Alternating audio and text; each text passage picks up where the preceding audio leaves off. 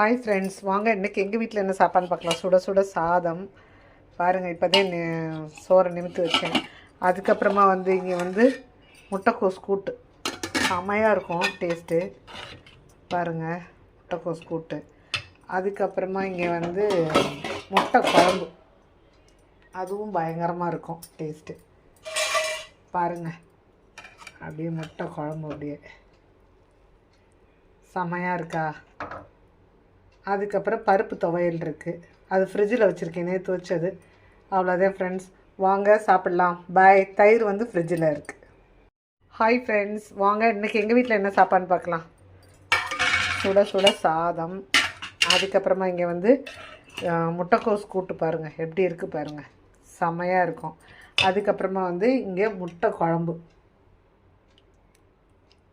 சும்மா சூப்பராக இருக்கா, அப்படியே ஊற்றி சாப்பிட்றதுக்கு. அதுக்கப்புறமா இங்கே பருப்பு துவையல். அதுக்கப்புறமா இங்கே தயிர். வாங்க சாப்பிடலாம். பாய்.